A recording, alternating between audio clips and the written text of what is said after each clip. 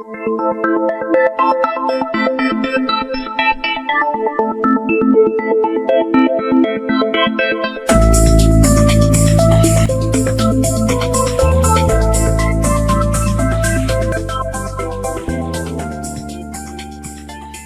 feel pulled by this country, the land and its history, the energy there.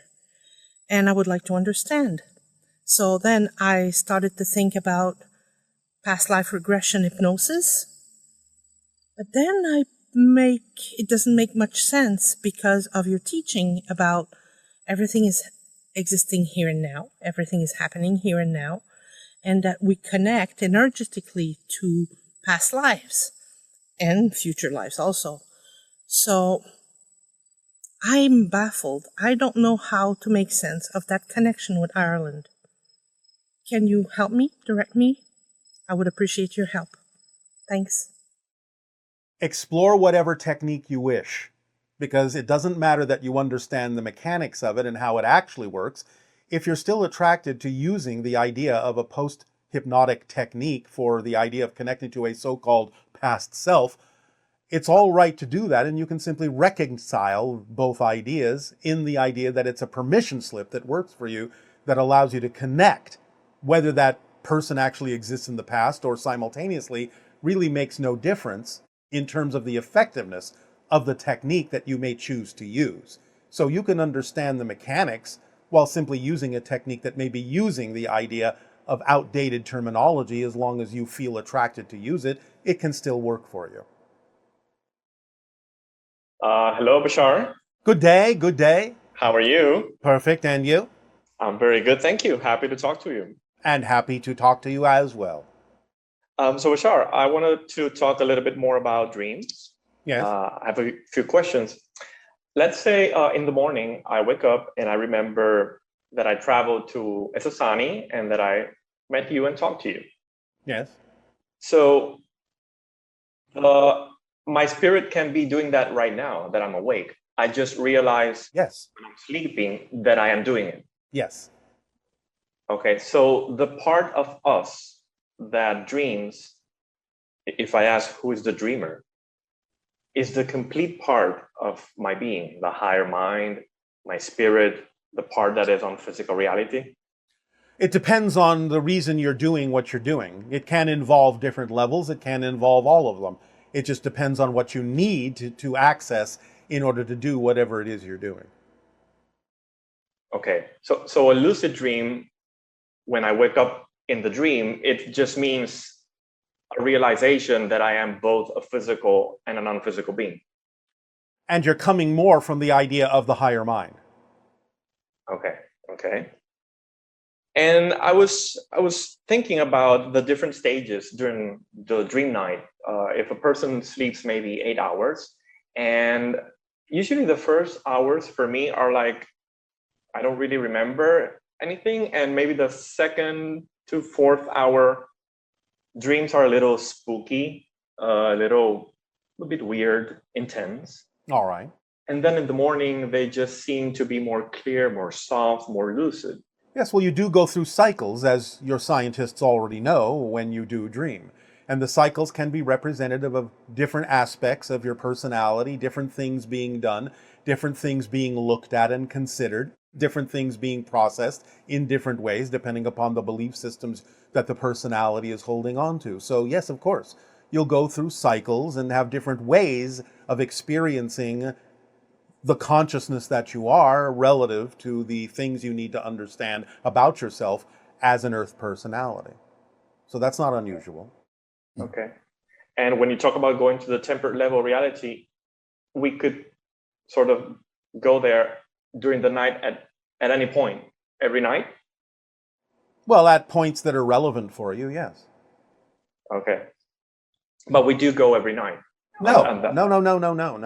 Oh. No, again, all these things may be going on because everything exists at once, but you, from a linear perspective, will not necessarily experience doing the same thing every single night. Again, it depends on what it is you need to do that night. You may spend the entire night in a class. Oh, okay. That just depends. Now, when I say the entire night, I mean relatively speaking, because time on the spirit level is not what it is in physical reality. So it may seem like a blip relative to your physical sense of time, but it will unspool in your memory when you wake up as the dream that seems to take all night. So remember that when you wake up and you remember a dream, what you are doing is allowing your physical mind to construct its interpretation of the experience that you had using the props and symbols that it is familiar with, at least to the best that it can. So the idea is that what may seem to be a dream that lasted all night may actually only have been constructed in the last few seconds before you woke up. But it will seem to represent something that seemed to happen relative to physical time and spirit time to have happened or taken all night, because you're used to classes taking a long time in your reality, even though it may not have taken that much time in terms of spirit time. Okay. Is this making sense to you? Do you understand what we're saying? Yes, it does. All right.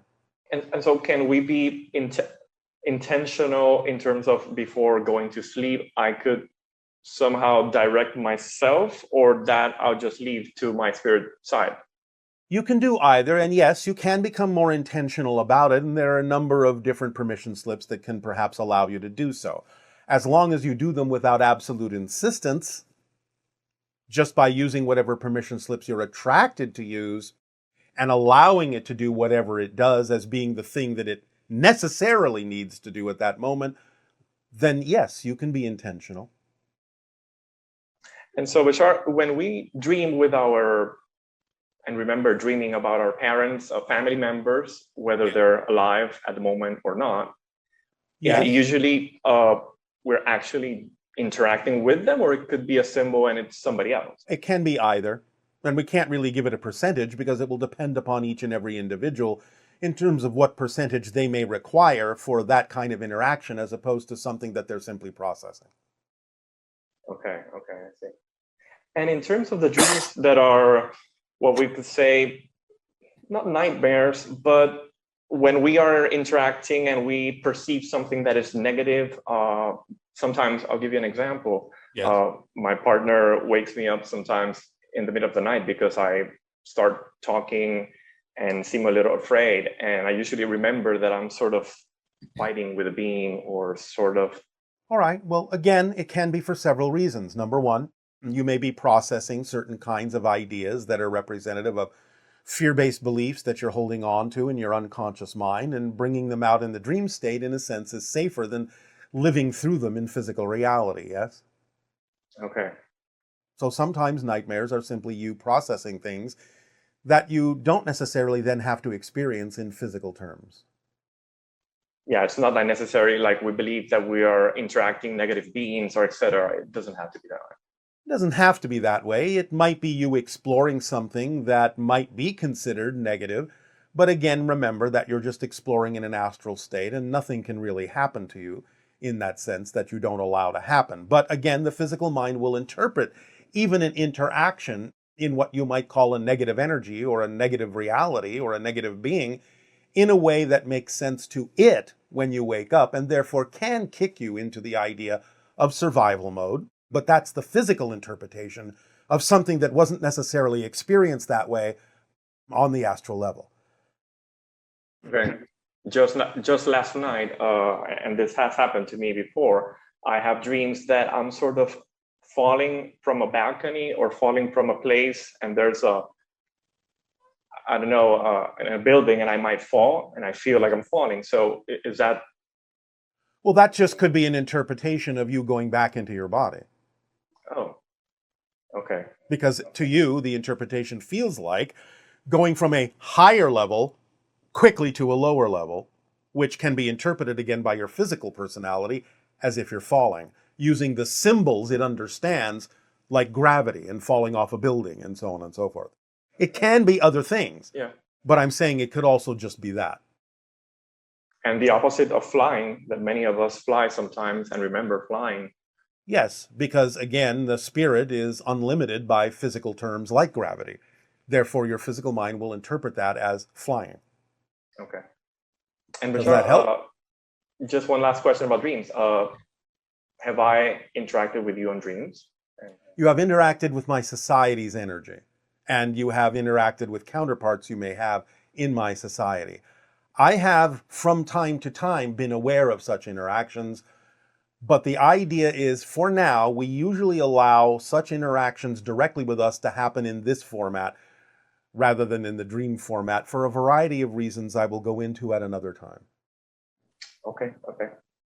Can I ask a question, a different subject? Well, that was a question on a different subject. Just curious about horses. Yes. I have dreamed a lot about horses, All right. and I found them fascinating. I usually have lucid dreams with horses, at All least right. 3 times that I can remember. What kind of symbol is a horse for us? Well, it depends on the culture that's looking at the animal. But in general, the horse represents the new way. Look at it this way. Indigenous Americans knew of the dog, but they didn't, up to a certain point, know about the horse. When they were introduced to the horse, they called it the greater dog. The dog is representative of service, the horse representative of service in a new way to carry you farther, carry you faster toward yourself, toward your truth. So we'll just leave you with that particular interpretation. Powerful technique where you can embody the energy of your future self now, or to live in the wish fulfilled, as it's often called. But lately I've been having a real challenge with this. I'm just wondering if you could help me out with what are some limiting beliefs that might prevent me from doing this. And yeah, that's about it. And thank you so much, Bashar. Shavai. Again, it's all back to the formula, because again, it contains all the tools that will allow you to investigate yourself, to discover limiting beliefs that don't serve you and let them go. Again, you must have honest self-examination while you're acting on your passion to the best you can. Don't assume, don't insist, stay in a positive state no matter what manifests, because it needs to be there for some reason that could serve you. If you stay in a positive state, you will get the benefit from it. Constantly examine your belief systems, letting go of the ones that are fear-based or negative that don't serve you. Negative beliefs can be of service depending on how you use them in positive ways. For example, you are obviously using a negative mechanism to limit your consciousness to be able to have a physical reality experience, because you are naturally much bigger than the idea of your physical reality personality. But the idea is that it comes with all the tools necessary to allow you to continue not only to act on your passion, but to continue to examine yourself, to explore yourself, and to hone your skills at having better discernment about what is and isn't relevant for the themes that you chose to explore. Let synchronicity guide you. Remember, there is the synchronicity we call the green light synchronicity that will say, here's an opportunity you are able to act on that will manifest what you need. And here's the synchronicity that says, stop, no, don't go down that path. Don't beat your head against the wall. This is not your path right now. It may become your path later. It may not.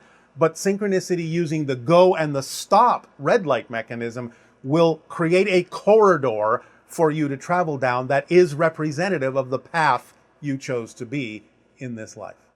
So rely on the efficacy of the automatic things built into the formula to guide you by simply continuing to act on the formula to the best you can. Good day. Hello, Bashar. Good day. Good day. It's good to meet you. I hold deep appreciation for you and for your channel, Darryl. All right, thank you. We deeply appreciate all of you as well, and it is our passion and our pleasure to interact with you this day. What would you like to discuss? I would like to discuss one topic. I have this feeling of constant nostalgia, and let me explain. Yes. When I get into relationships, for me, relationships are forever. For that reason, I relate very much to what you say about your civilization, that you're all married to one another in a way. And I see that humans, they move on from relationships, or at least I perceive it to be that way. Whereas I remain constantly and always, forever, they always remain in my heart. And I don't know if that frequency is in some way matched by them. Well, in some ways it depends, but the idea is it doesn't mean you have to physically be together for the relationship to continue to exist. Mm-hmm. The relationship is a thing of reflection, a thing of energy. It doesn't necessarily always have to be represented by the physical presence of an individual to know that you will always contain the information and energy and experience of that relationship, and therefore the relationship lives on in some way, shape, or form. So yes, all relationships are, in a sense, forever, but that doesn't imply that they have to physically be. Understood. Okay. I also feel that to some extent I can feel people's souls. Yes. And I would like to know if when I feel their souls, do they feel mine feeling theirs to some extent? Depends on the person, doesn't it?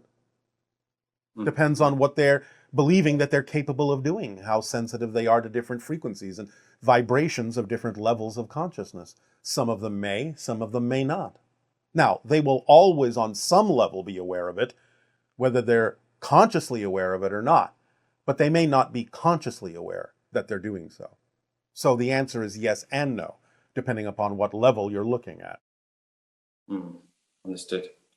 Okay. On another topic, I'm starting to believe that I create my own reality, and that I really have power to become anything I want, anything I wish for, and anything that is relevant for your theme. Not anything, because things are not necessarily all relevant for this life you're experiencing. Exactly. Okay. Yeah. However, the people around me growing up, they have told me that I shouldn't believe in these fairy tales, that I shouldn't trust myself. So I struggle with self-trust, I believe, or more like confident. Right. Well, it may be simply a version of a reflection of what I just said to you. You may be making too general of a statement, and they may be simply reflecting back to you in their own way that what you actually mean to say is, yes, you can achieve what's relevant for you, but not necessarily anything beyond that. And therefore, that just simply may be your way of getting a reflection to focus on the idea of making sure that you're not just wishing yourself beyond the relevance of this particular physical experience, because that would make no sense. So you can look at it that way, as a reflection to remind you it's about what's relevant, not just anything you wish for. Because you could wish for things that have nothing at all to do with the theme that you're exploring of this life. Yeah. So you can look at it that way. Yeah. Okay. And how can I tell when I'm not, say, deluding myself? That is, believing in things that are not truly my Well, it's a matter of discernment. It's a matter of honest self-reflection about what your reason is for saying that you prefer something to happen. So if you're really honest in your self-examination of your beliefs, if you understand the reasons at your core of why you are asking for this, then it's easier to tell the difference. So can you give us a specific example? I think one of my purposes in this life is to love and to become a master of relationships, so to speak. All right. Well, that's an expression of your purpose. Your purpose is to be yourself. It's the same as everyone's purpose. But that can be an expression of your purpose. But all you have to do is follow the formula to know whether or not it is. Act on your passion to the best you can. No assumption, no insistence on what the outcome ought to be. Remain in a positive state no matter what happens, and continue to explore and examine your belief systems and let go of the ones that are fear-based or negative, that simply are out of alignment with who you truly prefer to be. So if it is true that you need to become a master of relationships, that will automatically happen through the synchronicity that's built into the idea of following the formula, because it will bring you the opportunities to act on that will get you there. If it doesn't bring you those opportunities, that's your first clue that it's either not your expression of purpose right now, or it's not your expression of purpose. But it will always bring you the opportunity to act on that is the expression of your purpose, by making sure that the opportunity contains the ability to be acted on and that it has more excitement or more passion, even just a little bit more than any other option you could be acting on. That's how you tell the difference of what your path is and what it is not. Is this helping? It is. Thank you. If I may, I wanted to ask you something about one of the fundamental laws, and Yes. it's the one, everything changes but the laws. Yes. About the everything changes. So I struggle with this one, and I will tell you how. Yes. I understand that everything changes, but in a way, and this is related to one of the first questions that I asked you, I would like to feel, or I would like it to be true, that I'm in a constant, permanent, eternal relationship and a connection with all the human beings and all the things. Well, and you are. Okay. How can you not be? You can create an experience of not being, but the only way you can create an experience of not being connected is by actually using your connections to create that experience. You see, this is the paradox principle. The idea is expressed more often than not by these following illustrations. There is no such thing as a lack of confidence. You can create an experience of lacking confidence, but when you create an experience of lacking confidence, you're confident that you lack confidence. So you actually are confident about something, even though you're using your confidence to create an experience that you lack confidence. There's no such thing as being out of control, because when you create an experience of being out of control, you're controlling that. Therefore, there's no such thing as being out of control. There's no such thing as a lack of trust, because you're always trusting something to be true. Even though you may be trusting that you lack trust, you're still using your trust to create that experience. You cannot be disconnected from all that is, because all that is one thing. Even though it may express itself as an infinite multitude of reflections that appear to be different things, they're all still reflections of the same one thing. So you can't really be disconnected from all that is, but you can create varying experiences of disconnection in order to play the games that you've agreed to play. For example, you have agreed on some level to limit your ability to express yourself as the full being that you are in order to have a physical experience. But you're doing that for a positive reason of discovering yourself through a new avenue, of discovering yourself from a new point of view. And that's how creation expands.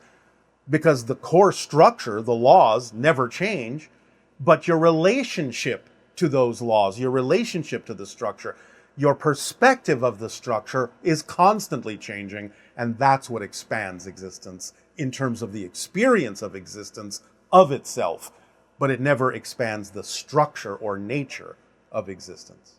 Does that help? It does, Bashar.